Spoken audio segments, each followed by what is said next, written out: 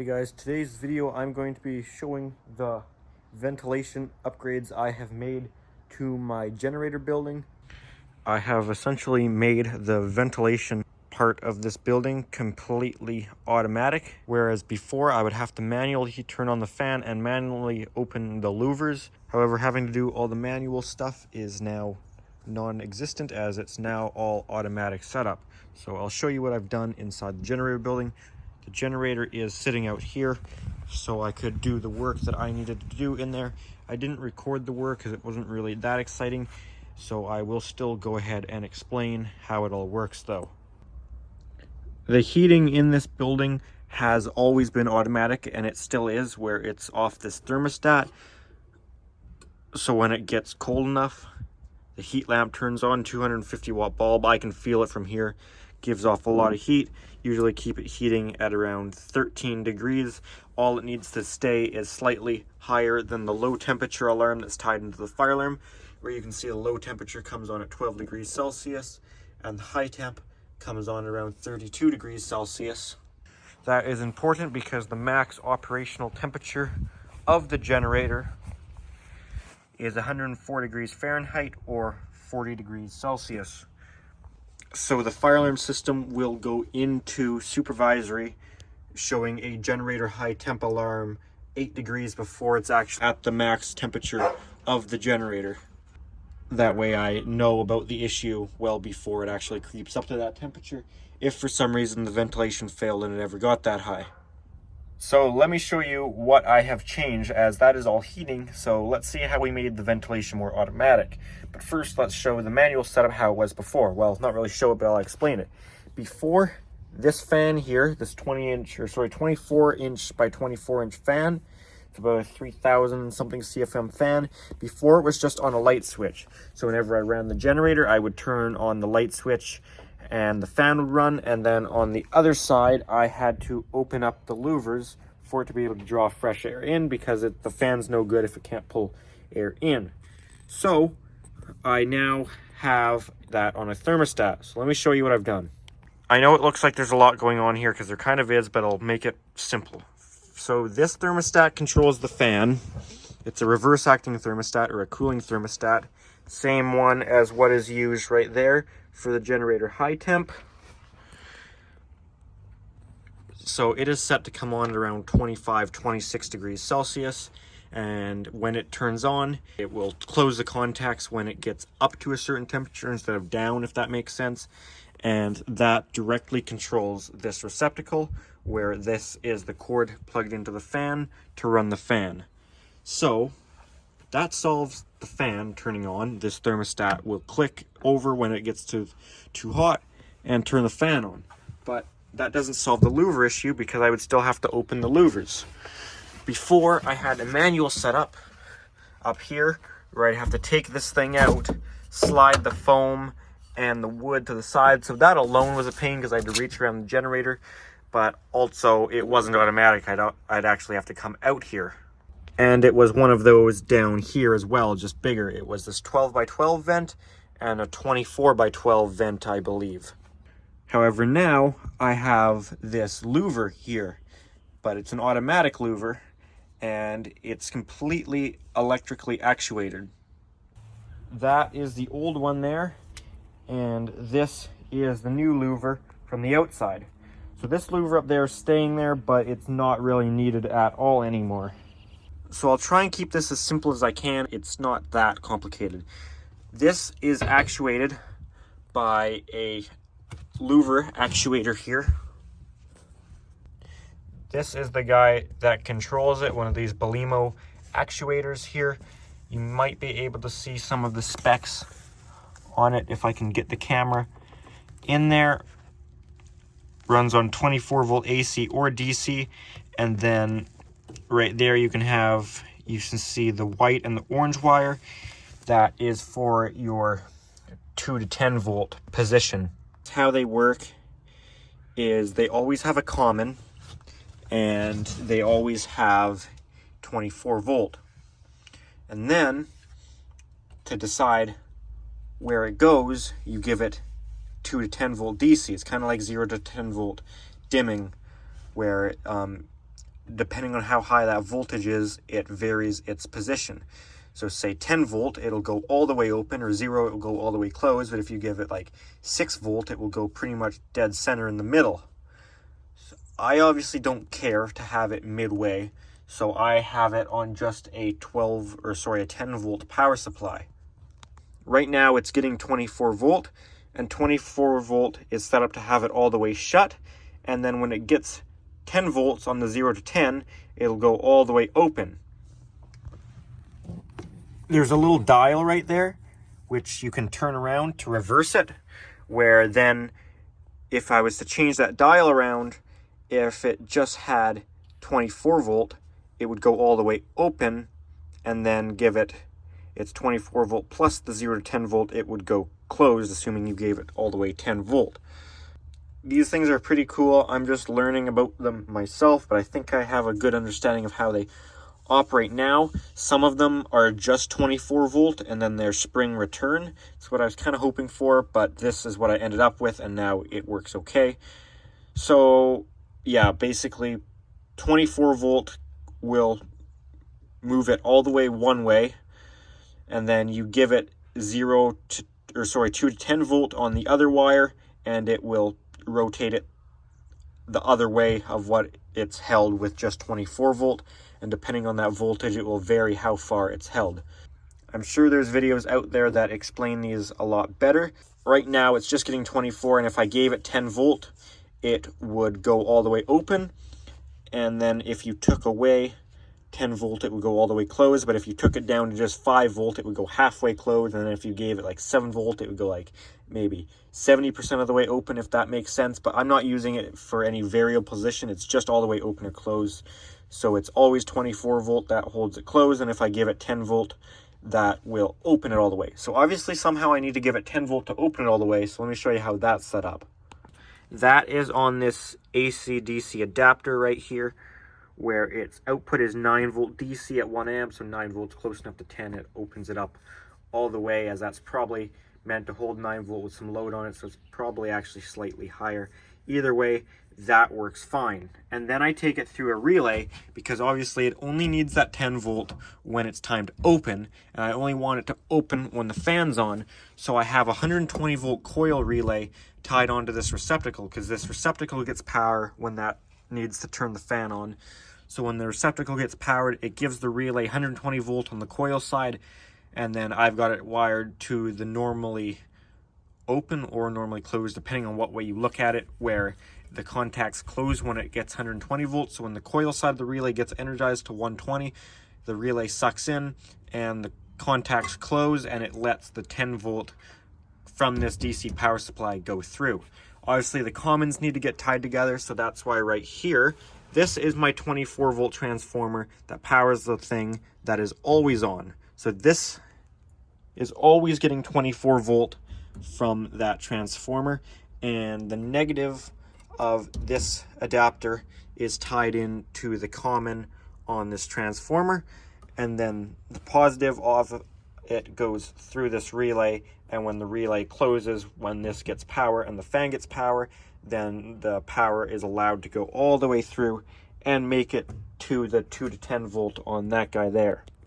So it's got this clutch on it right there. You can see that let it go. Then it's sucked back closed. So what I can do is I can push in on that clutch, and I can actually move the louvers. Then when I let go of the clutch, it realizes it's not all the way shut. So then it will start trying to close, which you can hear and see it doing that, because it's only getting 24 volt right now.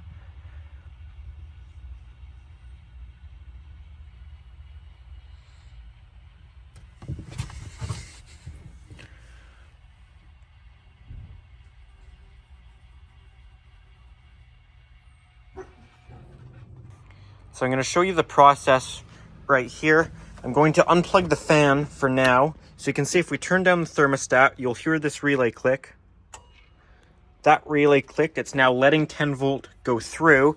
And this is now receiving the 24 volt that powers it, plus the 10 volt to tell it to open. If you take it away, then it's only getting the 24 volt and not the 10 volt position signal, and then it will go back closed.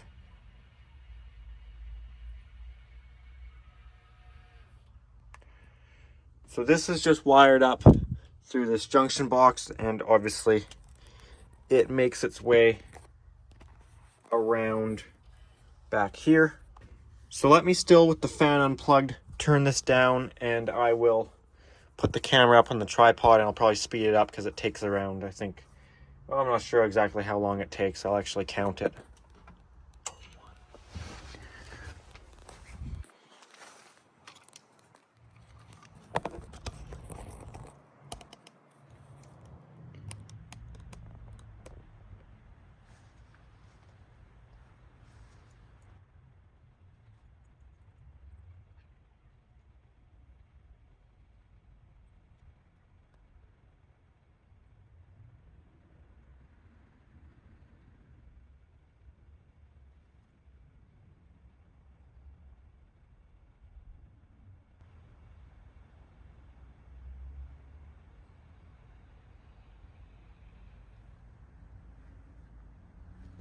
Okay, so I just counted 86 seconds. There is something on the side of the things that says 95 seconds, so that might be referring to how long it takes for it to open, and that number might be based off of it doing a higher load than it currently is, slowing it down a little bit, so that makes sense to me, assuming that's how it is. We can take a look at it in the open position there. That's how it looks. And then it's the same process to close once again afterwards. However, first I'll show it to you guys with the fan on. So right now the thermostat's saying it's too hot in here, need to cool down. So the louver's open and the fan, if it was plugged in, would be on.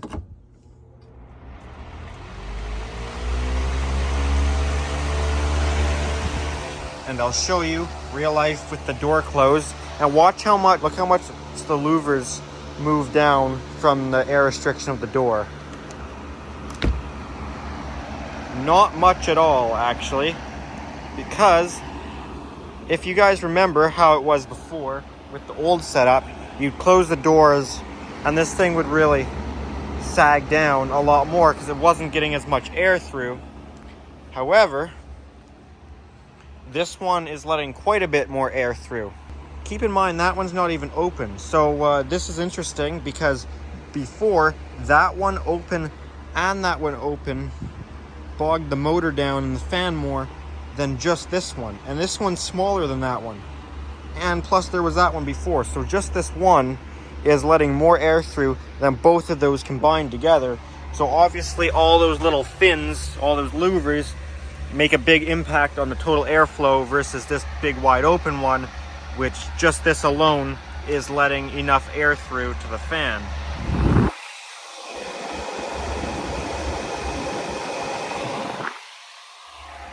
Since the generator's not in there right now, we can go in there. Also, you can feel opening the door, there's not that much negative pressure holding the door shut, whereas there used to be.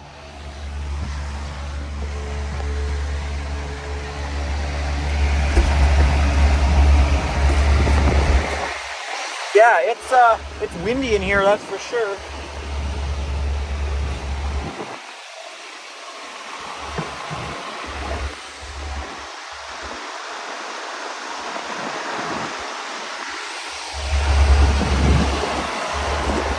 There's certainly quite a bit of air coming through this building right now.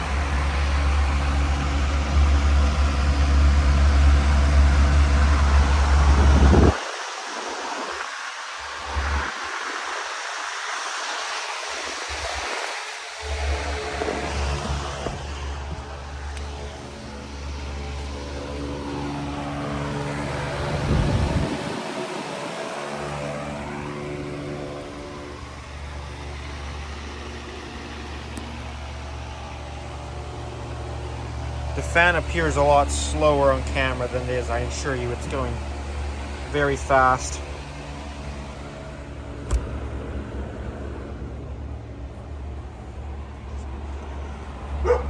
and it's definitely pulling lots of air through this louver.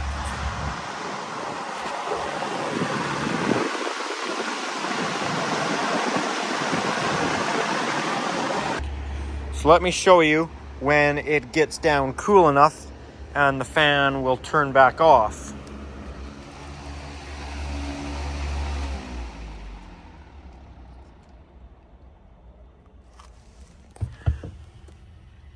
You can probably hear that. It's starting to close it.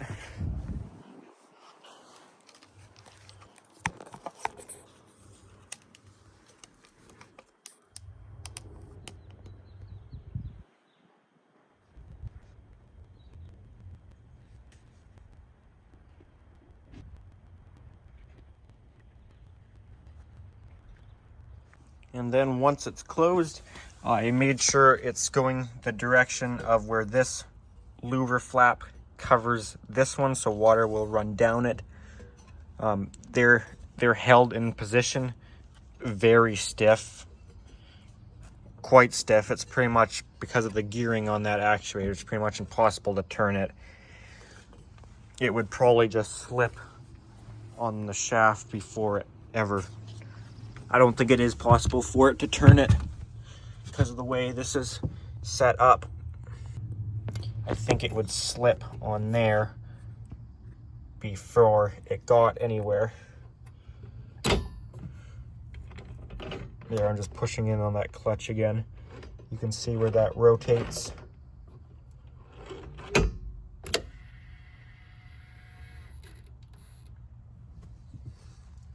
So this Belimo, I think that's how you pronounce it, actuator works great here.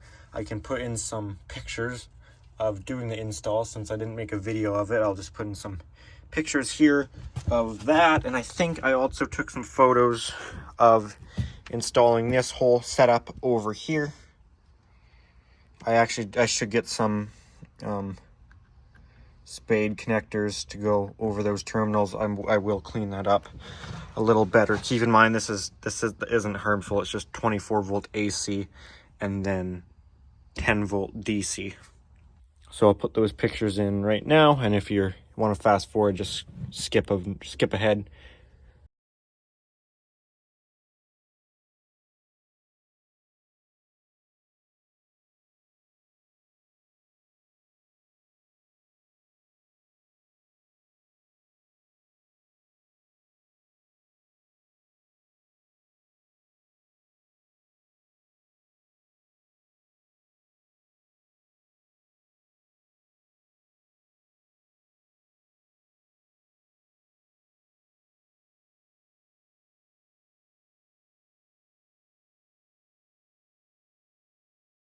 So yeah, this setup is much nicer because before it was a struggle certain times of the year. In the winter time, it wasn't so bad because it would never get warm enough in here that you'd need the fan to turn on. And then in the summertime, like in the middle of summer, even at night, it's not getting down below 15 degrees Celsius-ish, somewhere around there. Maybe some nights it will, but a lot of them it wouldn't.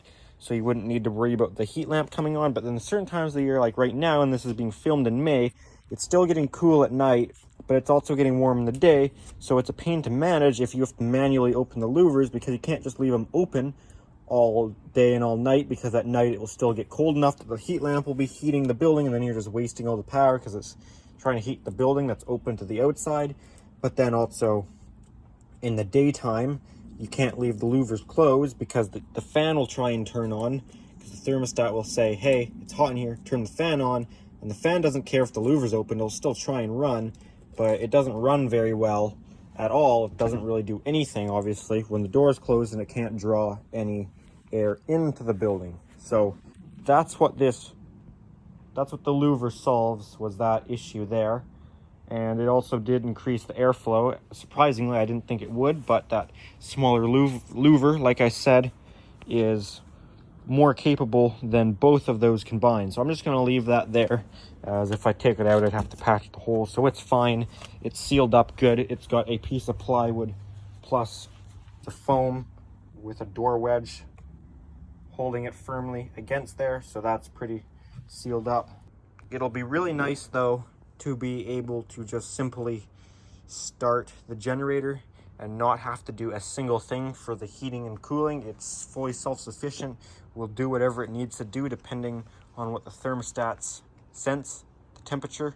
So that's really nice to not have to worry about that at all, ever, really. I can just set it, leave it, and the building will modulate the temperature in there. The more automated I can make this whole setup, the better. The only way this whole setup could be better is if I had an automatic generator and transfer switch, which I actually did look into, is making this generator automatic. I don't want to buy a new generator because those are quite expensive, and the options here where I don't have propane or natural gas make it a little more difficult. So it's nice to have a gasoline generator. Diesel would work too, but those are expensive. So I like the generator I have. It works well. I just need to make it automatic, but it's not quite as easy as it said, as you have to do a lot of timing to start the generator. You need to have the starter motor engaged for a little bit, so the starter solenoid engaged to start it, but that needs to release once it's started, as well as choke it at first, as well as a way to shut it down, somehow taking away spark. So that's a whole process that requires some timing, and I'm sure you could make one up, but I don't have the knowledge to program something. Maybe a PLC, you could do something like that, but those would require a lot of skill to do. I'm sure lots of people could do it, and probably I could too if I spent enough time doing some research on it, but I don't exactly feel like doing that. So I think there are generator starters out there that you can buy as a kit that tie into everything they need to start the generator. So at that point, all I would need to do is install an automatic transfer switch before the panel, which that part's easy. That's pretty simple. That just does all this decision making it needs to, is if it sees loss on one supply and sees the backup supply does have power, it will just transfer over. And if your primary power is restored, it will just switch back over. Those are really simple. That's easy. It's starting the generator that's the problem. So I was looking at a couple different things. I think one was Autogen was the brand, and that's something I'm looking into to see if I could install this on this generator to start it. So I'm not exactly sure what will happen with that, but this is definitely one thing that I don't have to worry about. It's made the building a lot more automated than it used to be, which is awesome. So I think that's all I've got to show for this video. So if you did enjoy it, make sure to give it a thumbs up. If you have any comments or questions, make sure to put that down in the comment section. And if you're interested, I do have an Instagram account at Pickle700 for bonus content and stuff posted earlier than you'd see it on the YouTube channel, that sort of thing. Alright guys, that's all I got. Thanks for watching.